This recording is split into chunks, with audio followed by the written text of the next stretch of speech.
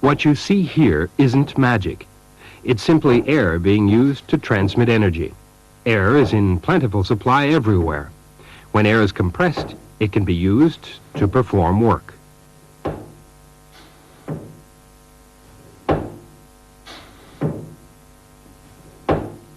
This is known as pneumatics.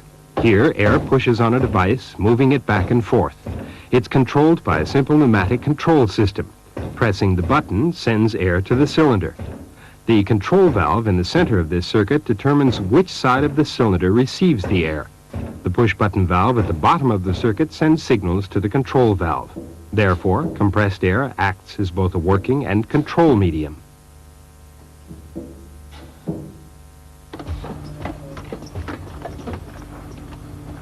Pneumatics, or using compressed air to transmit energy and control functions in systems, has several advantages. Let's examine examples of each. Compressed air is fast. For example, short cycle times can be achieved in automated assembly applications. At the same time, it is overload safe. If the machine jams, pneumatic motors or circuit components will not burn out.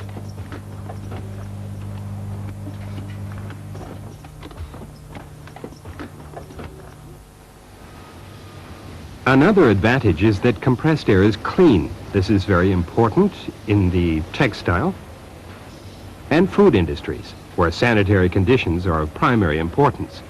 Pneumatics is also safe because compressed air does not burn or explode under a wide range of operating temperatures. In addition, the exhaust air can be discharged directly into the atmosphere. Pneumatic systems are heavily utilized in cleanroom applications for the same reasons of cleanliness, low combustion, and fast operating speeds.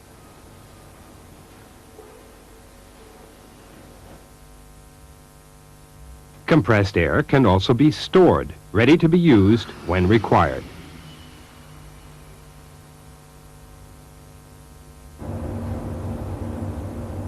Another advantage is that compressed air does not break down when exposed to high temperatures, thereby allowing for safe, consistent operation under a wide range of temperatures. And finally, the individual pneumatic components are inexpensive when compared to other forms of energy transmission and control.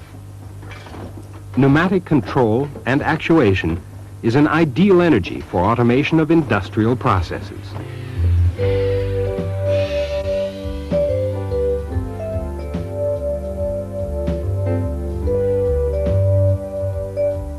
A knowledge of a few basic principles of physics enables you to gain a better understanding of pneumatic systems and how they function. Let's start by defining pressure. Atmospheric pressure is present everywhere on Earth. It's generally regarded as being a constant at sea level of 100 kilopascal, abbreviated kPa.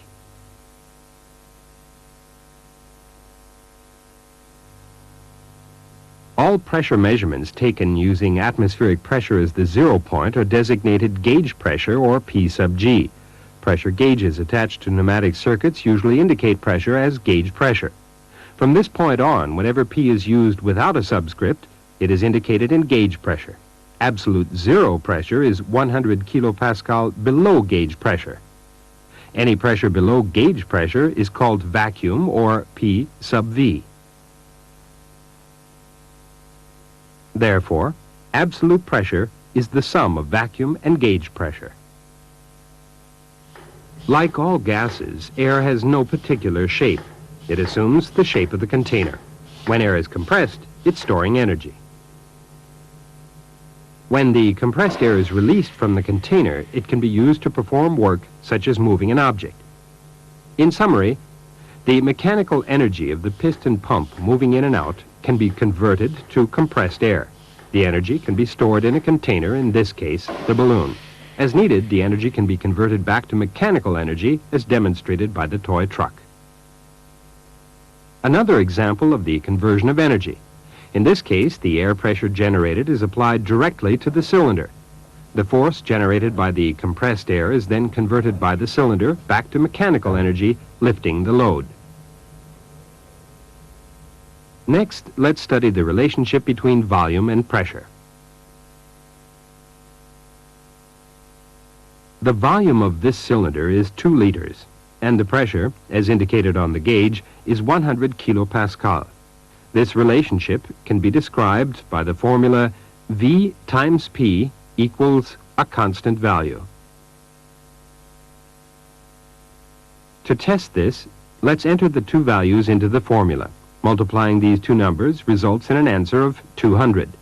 When you press down on the piston, reducing the volume in the cylinder to half its size, the pressure gauge now reads 200 kilopascal. Applying these new values to the formula results in an answer of 200. Pressing down on the cylinder until the volume is cut in half again results in a volume of 1/2 a liter and 400 kilopascal. The new numbers again equal a constant value of 200. This example demonstrates the relationship between pressure and volume. For all of the volumes, the product of the two values remained constant. Next, let's examine an application of this concept. If you have a compressor with an output of 7:1, you can use this formula to determine its output pressure. The known values are the starting volume V1 of 7 liters, the end volume V2 of 1 liter, and atmospheric pressure P1. To determine the output pressure P2, use the formula V1 times P1 equals V2 times P2. Enter the values and solve for P2. When you're finished, P2 should equal 700 kilopascal output pressure. When you subtract the starting pressure, the compressor increased the pressure by 600 kilopascal.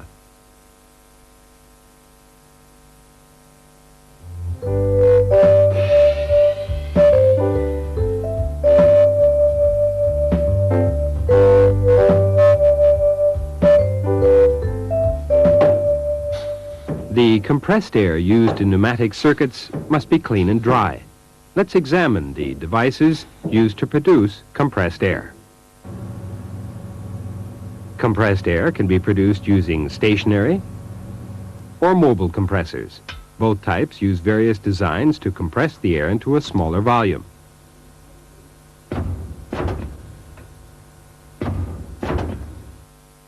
Two of the most common types are piston and screw compressors. The drawing on the left represents a reciprocating piston compressor. When the piston moves down, it draws air into the cylinder. It then moves up, compressing the air. Compressors that contain one cylinder are called single-stage compressors. Each stroke of the piston produces a burst of compressed air. The screw-type compressor consists of two threaded shafts that are intermeshed.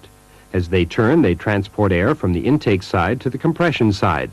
One advantage of this type of compressor is that it produces a continuous flow of air. In both types, as the air is compressed, energy in the form of heat is concentrated in a smaller space. So, most compressors include a cooling unit to reduce the temperature of the compressed air. Such units can also be used to reduce moisture, oil, and dirt in the compressed air.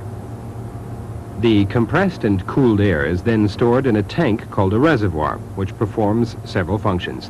It acts as a buffer, smoothing pressure fluctuations as the air is used by the circuit. This also allows the compressor to run only when needed to pressurize the reservoir. The reservoir also supplies a steady flow of air to control circuits. This reduces fluctuations in pressure under varying rates of use. In addition, the reservoir helps to cool the compressed air. As the air cools, moisture separates from the air and collects in the bottom of the reservoir. This water must be drained from the reservoir on a regular basis.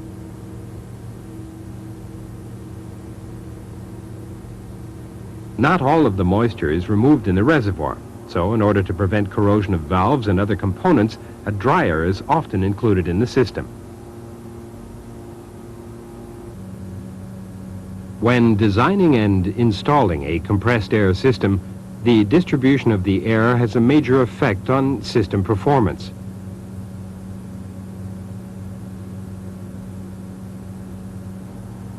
The size and layout of the pipes is critical for economical operation of the system. The design should also allow for future increases in demand because modifications can become very expensive.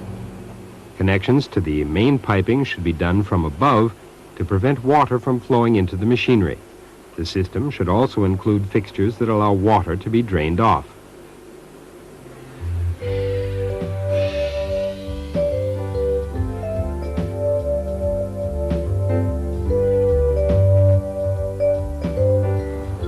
In addition to the preparation of compressed air during its production, a service unit is used to prepare the air when it enters the machine circuit. These cutaways show the intricate air passages typical of pneumatic components. It's important to remove dirt and moisture that may have been picked up by the compressed air from the distribution system. Dirt could clog component air passages, and water could cause corrosion of valves and fittings.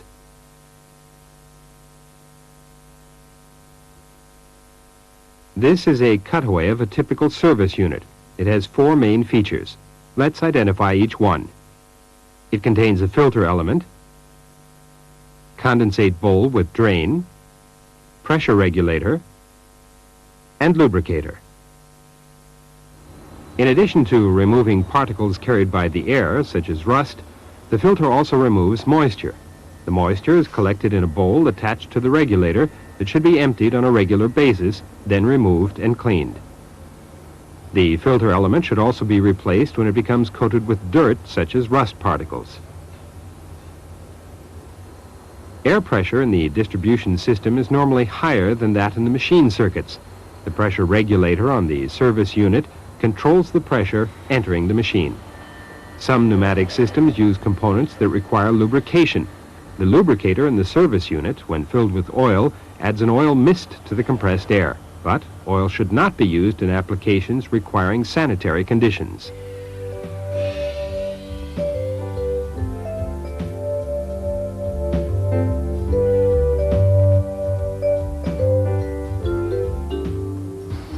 These pneumatic cylinders are used to raise and lower manufacturing tools. This is an example of how pneumatic actuators convert energy in the form of compressed air to mechanical energy. To understand how they function, let's study a number of types of linear actuators. This is a transparent model of a cylinder. A linear cylinder is the most frequently used pneumatic actuator. Compressed air energy is converted inside the cylinder into linear motion. Cylinders are available in a wide range of shapes and sizes, normally within the following specification ranges: bore 6 to 320 millimeters, stroke 1 millimeter to 2 meters, force 2 to 50,000 newtons, piston speed 0.02 to 1 meter per second. Now, let's examine how cylinders function. This is a single-acting cylinder. It's represented by this ISO symbol, which indicates that the cylinder has one air inlet port and a return spring. When compressed air is supplied to the inlet port of the cylinder, it pushes against the piston. If the force generated by the pressure is greater than the force of the spring, the piston moves away from the inlet port, compressing the spring and extending the piston rod. When the pressure is released, the spring moves the piston back to its initial position, retracting the piston rod. The force of the spring, air pressure level, and piston area affect the work capacity of the cylinder.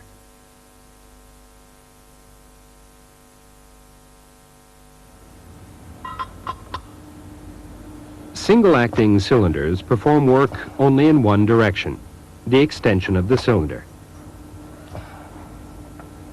They are used in applications such as clamping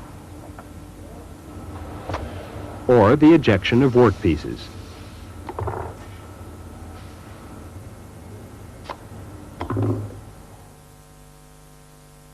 In applications requiring work in both directions, the double-acting cylinder is used. This is a double-acting cylinder and its ISO symbol. Note that it has two inlet ports and does not contain a return spring. In the double-acting cylinder, the force exerted by the compressed air can be directed against either side of the piston. This allows work to be done on both the extend and return strokes. Note that the area occupied by the piston rod also reduces the force generated on the return stroke.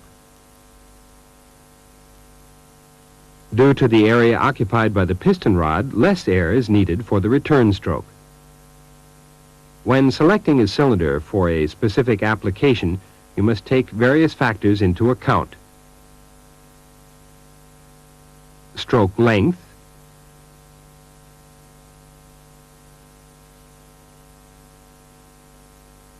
extension force, and retraction force.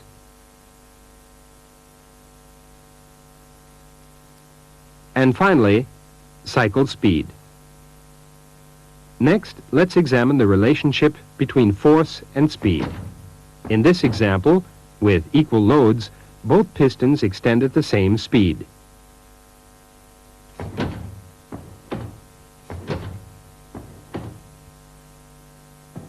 If the load on the left is increased, the cylinder extends more slowly.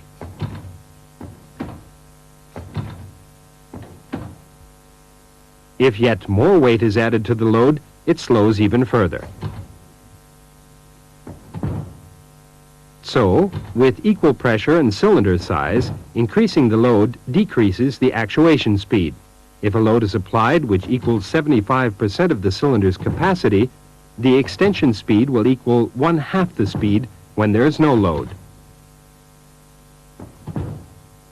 Next, let's examine the effect of changes in pressure.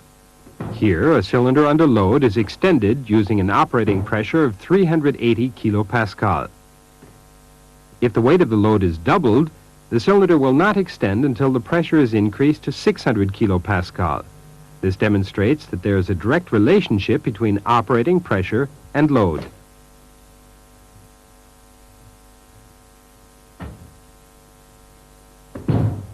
Next, let's study the effect of changes in cylinder bore size. The bore size is the inside diameter of the cylinder. These two cylinders have different bore sizes. Using the same pressure and load, the cylinder on the right cannot lift the load. However, the cylinder on the left with the larger bore size is able to lift the load. Let's measure the difference in force. The small cylinder shown here has a diameter of 16 millimeters. It exerts a force of 106 newtons when operated at 600 kilopascal.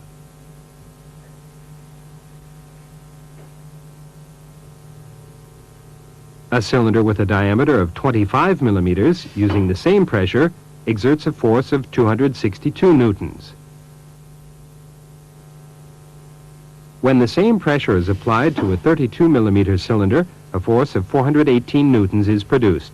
This relationship can be shown by the formula force F equals piston area A times the pressure P.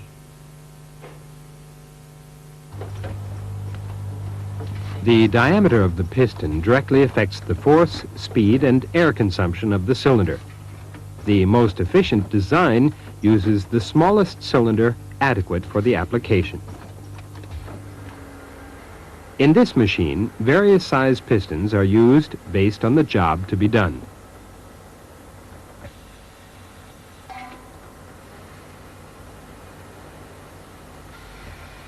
For example, the movement of materials requires a different force than clamping or the movement of heavy tools.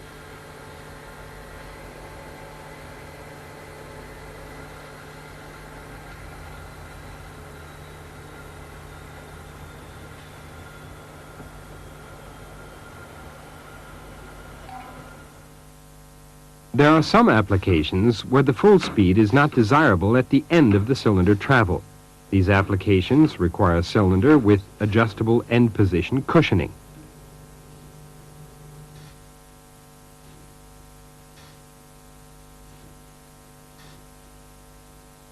This feature slows piston travel at the end of its stroke.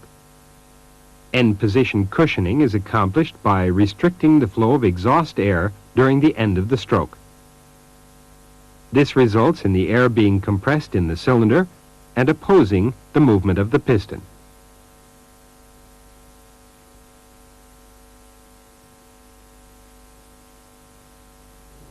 Next, let's examine other types of cylinders. For example, this double-acting cylinder has a double-ended piston rod.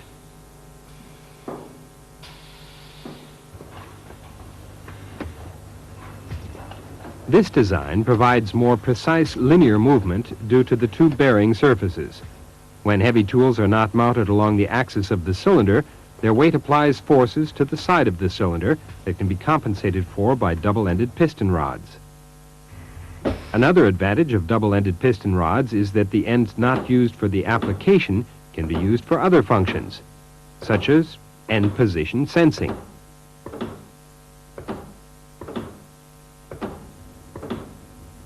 Another type of cylinder design has a hollow piston rod. This can be used to hold wires connected to a device at the end of the rod, such as an electromagnet.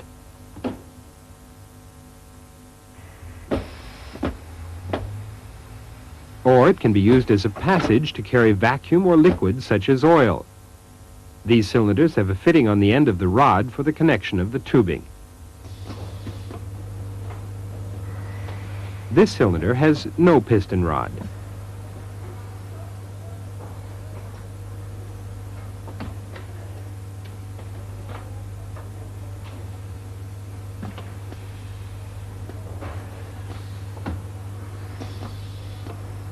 Built into the piston is a ring-shaped permanent magnet. Mounted on the outside of the cylinder is a part called a yoke. It also contains a magnet. The piston and the yoke are magnetically coupled. As the piston moves, the yoke moves exactly the same distance.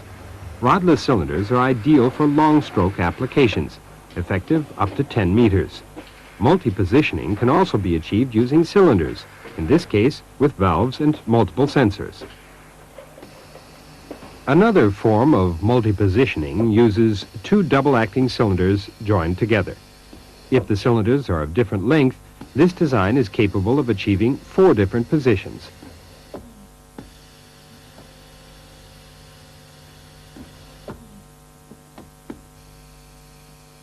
For example, the 4 positions are used in this machine to drill and countersink 2 holes.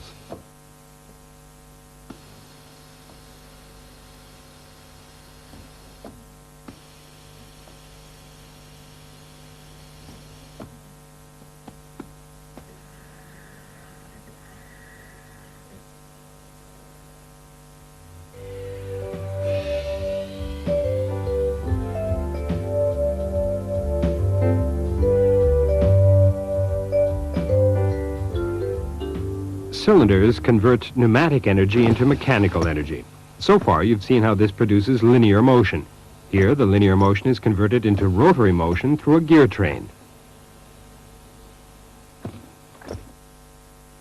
As the piston rod moves, the rack on the end of the piston rod turns a gear, producing rotary motion. As the piston moves left and right, the gear rotates in the opposite direction.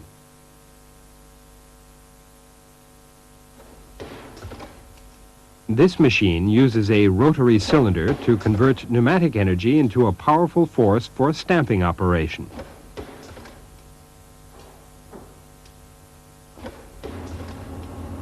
Another design is the rotating vane cylinder. In it, compressed air directly produces the rotation.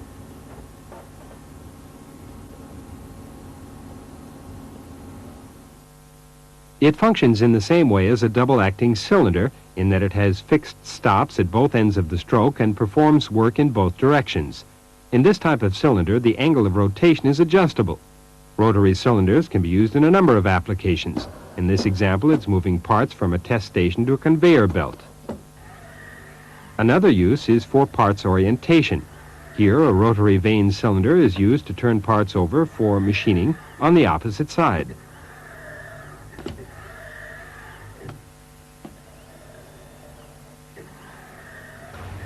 Rotary motion can also be accomplished through other designs.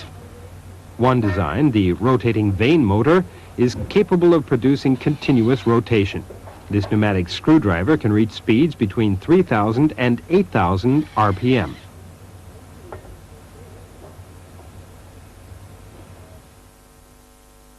The vane motor works by means of a rotor located off-center in a cylindrical chamber. Movable vanes located in rotor slots are forced outward against the chamber walls, sealing the individual chambers. Air enters the smallest chamber, turning the rotor as it expands with the increase in chamber size. The air is then exhausted when the chamber reaches its maximum size. Rotating vane cylinders are available in right, left, or switchable rotating versions. At this workstation, 2 vane motors are used to drive pneumatic screwdrivers for the assembly of electric motors. One advantage of pneumatic motors is that they can be used for applications in which a maximum torque should not be exceeded.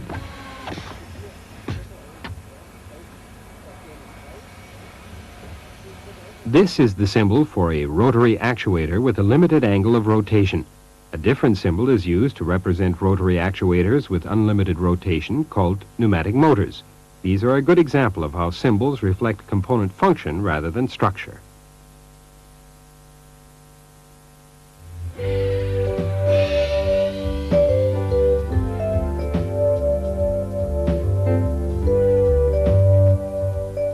In pneumatics, valves serve a number of functions. They can be used to open and close flow paths, regulate pressure, adjust flow volume, and direct flow through various paths.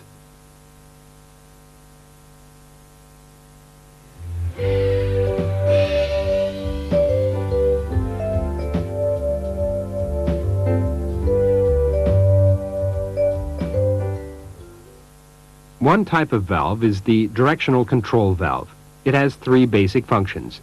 They are to block the flow path, to open the flow path, and to direct flow. Directional control valves perform all three of these functions when they're connected to a cylinder. Next, let's examine the types of directional control valves. This directional control valve can be used to control a single-acting cylinder. It has three passageways called ports. The one at the top is connected to the cylinder. At the bottom left is an exhaust port, and the port on the right is connected to a source of compressed air. The valve also has two switching positions. With 3 ports and 2 positions, it is called a 3-2 directional control valve. This design of the valve seat and seals is called a poppet valve. 3-2 directional control valves are represented by the ISO symbol on the right. This valve is shown with a push-button actuation and spring return. Unactuated, the valve blocks the flow of air to the cylinder, and air exhausts from the piston side, allowing the spring to hold the cylinder retracted. When the button is pressed, the valve shifts, connecting the compressed air port to the cylinder. This causes the cylinder to extend, and the valve blocks the exhaust port. When the push button is released, the spring built into the valve shifts it back to its starting position. The cylinder is then connected to the exhaust port, and the cylinder spring returns the cylinder to its initial position.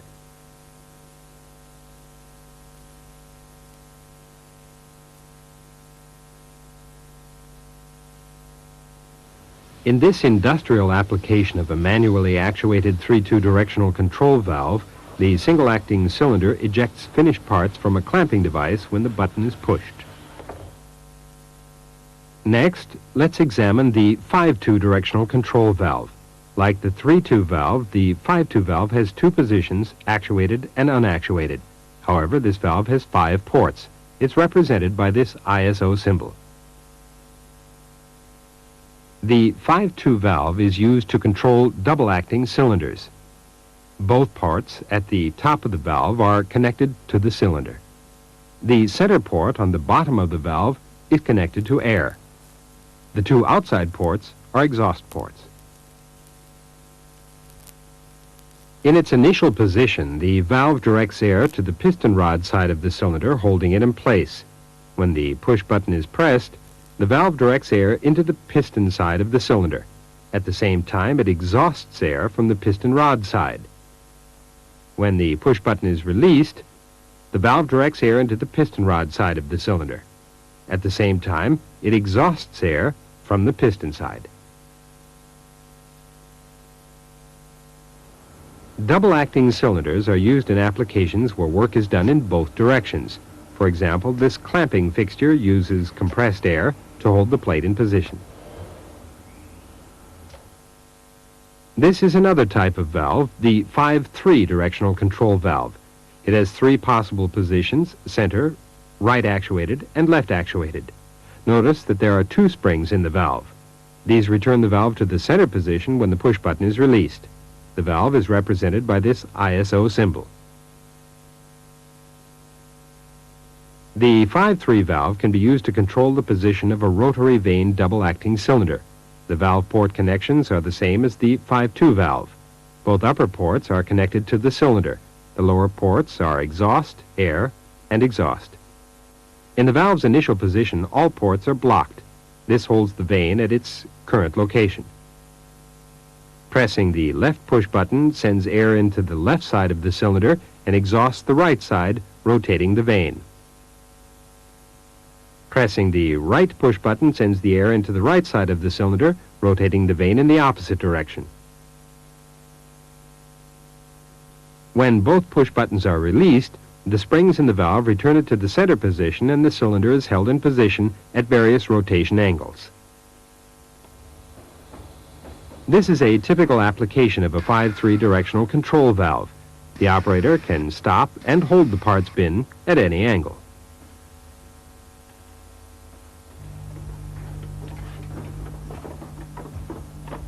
There are two ways valves can be controlled.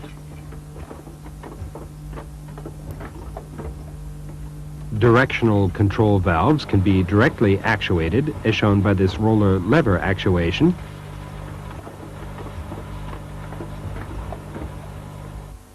or indirectly controlled by another valve, such as this push-button 3-2 valve controlling a 5-2 valve.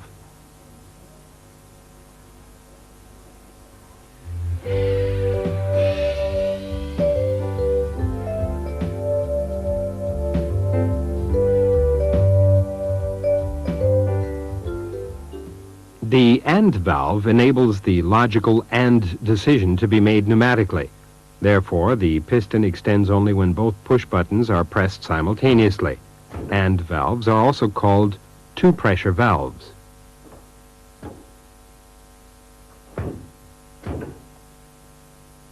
This shows how the two-pressure valve operates. When air enters the valve from one side, the output is blocked. If this signal is lost, and air enters the valve from the opposite side, the output is also blocked. Only when two signals enter the valve is an output signal produced.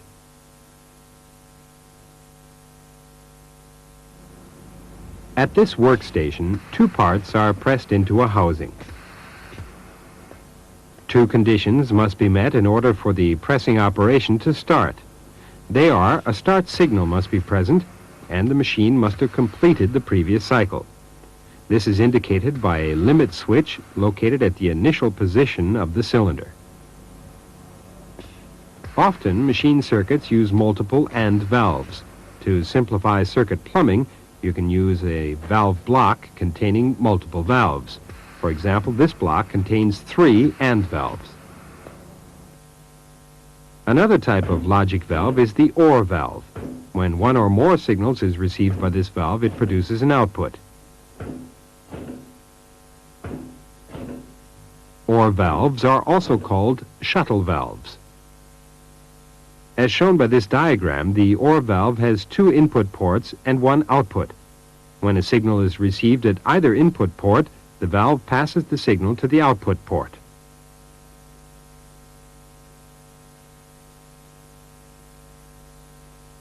If 2 signals are received by the valve, the first signal produces an output and the second signal is ignored.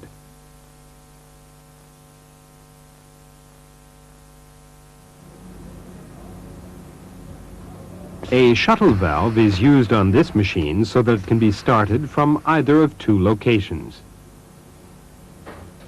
The machine can be started by pressing a push button, or a foot pedal can be used to start the operation. The machine starts if a signal is received from either location.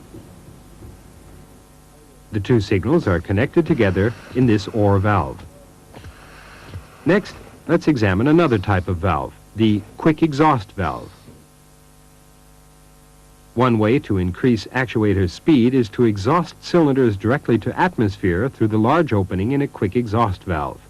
This avoids the longer and narrower flow passages through the directional control valves.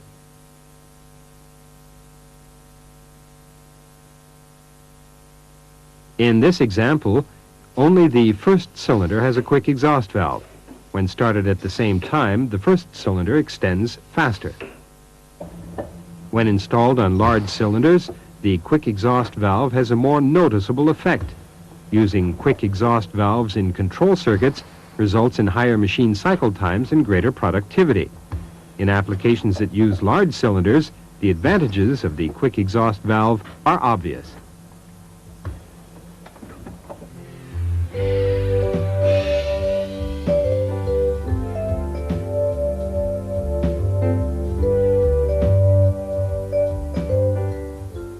One type of pressure valve is the pressure regulator. It's responsible for holding the operating pressure constant by regulating the flow orifice. When the pressure increases, the valve automatically closes partway, reducing the flow to the circuit. The pressure regulator also smooths out pressure spikes from the machine circuit by venting excess pressure to atmosphere. Every service unit contains a pressure regulator. Next, let's examine another type of regulating valve.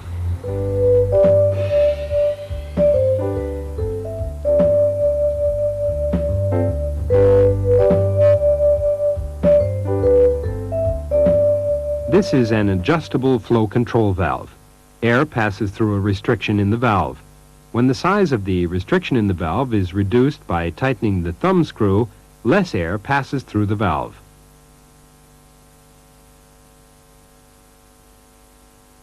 This is a one-way flow control valve. As its name implies, the valve controls flow in only one direction.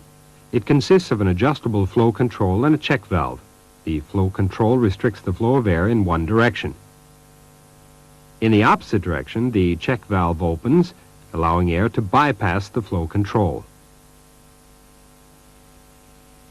One application of the one-way flow control valve is to control actuator speed in one direction and allow full speed in the opposite direction. In this machine, the piston extends slowly and then retracts at its normal speed.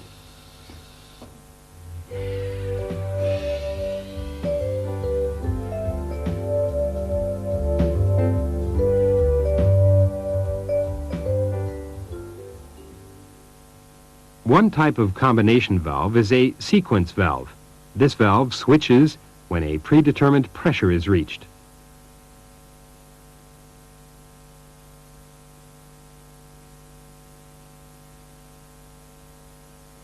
In this machine, the sequence valve controls the pressure applied in pressing a shaft into a housing. The pressure valve waits until the shaft reaches the bottom of the hole. When the circuit pressure rises, it sends a signal to retract the cylinder. Another type of combination valve is the time delay. It contains a one-way flow control valve, air reservoir, and directional control valve. This valve delays the sending of a signal for a set time. The length of the time delay is controlled by adjusting the rate at which air is allowed to enter the reservoir through a flow control. Once the reservoir is filled, the directional control valve shifts, allowing the signal to continue through the circuit. In this application, the time delay valve holds the cylinder in position for a few seconds to ensure that the screw is fully seated in the hole.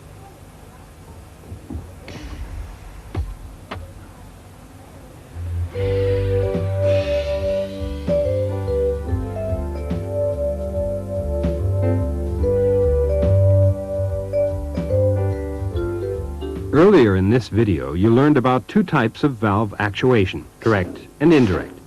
This is an example of direct actuation. The control valve is directly actuated by the push button. Indirect control is actually the preferred type of actuation because it allows for a separation of signal input and processing. One reason this is desirable in machine design is that it allows you to include logic functions in the circuit. To understand this better, let's examine a number of applications. In this machine, signal input is provided by the machine operator. As long as the operator presses both push buttons, the cylinder continues to extend. When the operator releases either button, the cylinder retracts. Therefore, the cylinder movement is manually controlled by the operator.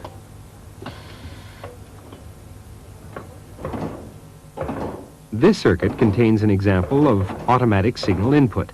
When the piston reaches the end of its stroke, it actuates a limit switch. The signal generated by the limit switch shifts the 5-2 directional control valve moving the piston back to its initial position.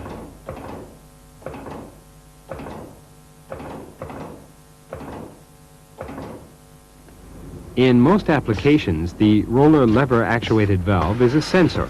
It generates a signal based on the position of moving parts in the machine.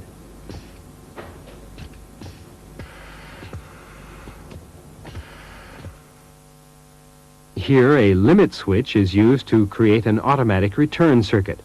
Once the operator presses the push button, the sequence continues automatically until the cylinder returns to its initial position.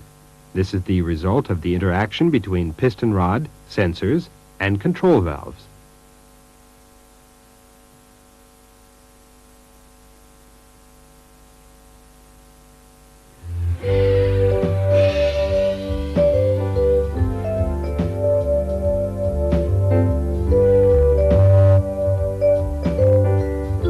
Now that you are familiar with the individual components used in pneumatic circuits, let's examine how they form pneumatic control systems.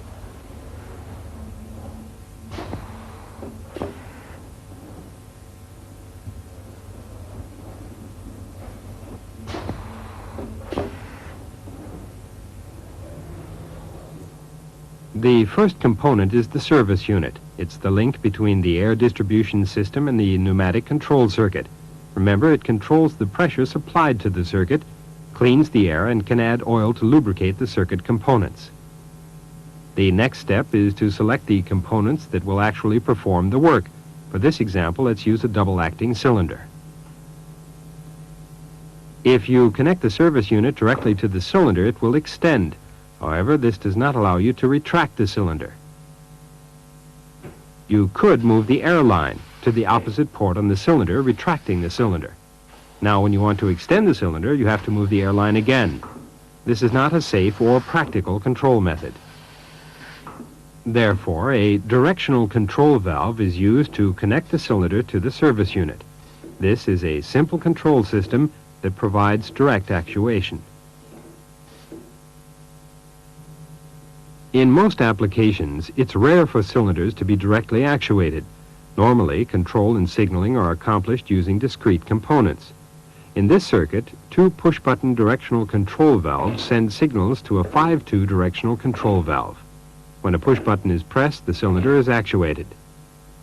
Another benefit of indirect control is that even if one of the push buttons is pressed momentarily, the cylinder will complete its full operation.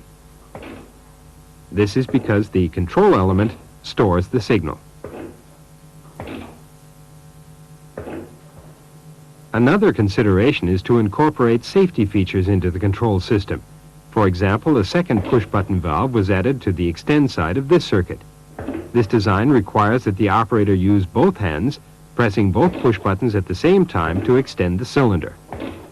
An AND valve is included in the circuit to provide this function. In order for the cylinder to retract, the third push button must be pressed.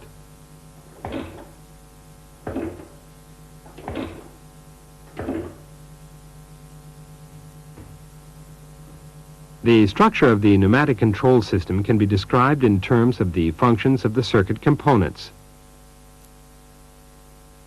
The first level is the source of energy and its preparation. The second level contains components that initiate control signals. Logic functions that process these signals are located in the third level. These determine conditions that must be met before actuators are moved. The fourth level contains control elements that send air to the actuators. The fifth level contains the actuators, but not all control circuits contain separate components for each level. In simple circuits, one component may provide the functions of multiple levels. This push-button actuated directional control valve provides the functions of signaling, logic, and direct control. Next, let's look at the 5 levels using ISO symbols to represent the components. At the first level, we have the energy supply and the double-acting cylinder in the level of actuators.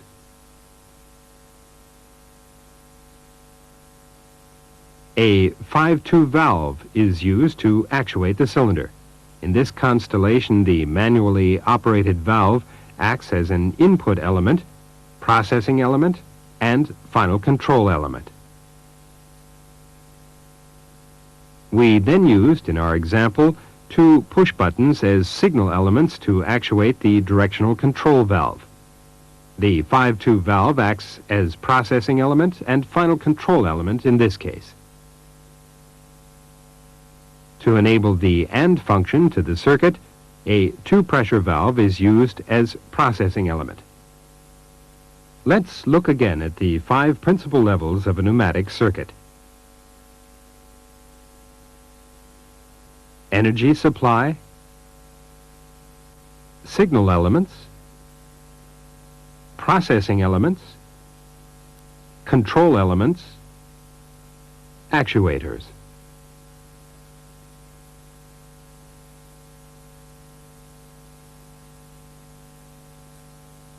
Each of these levels can be identified in the actual machine circuit.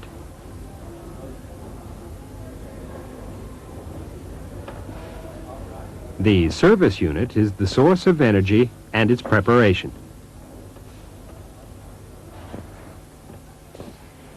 The two manually operated valves initiate control signals.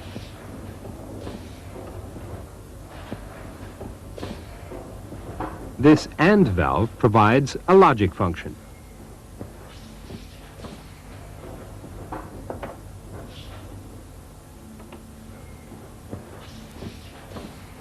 The 5-2 directional control valve is the control element,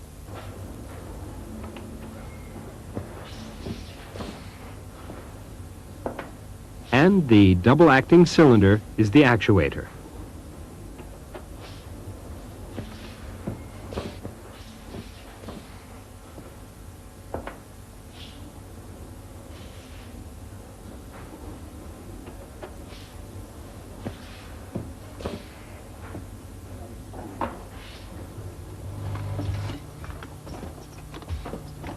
Regardless of their complexity, all pneumatic control systems contain these basic functional levels.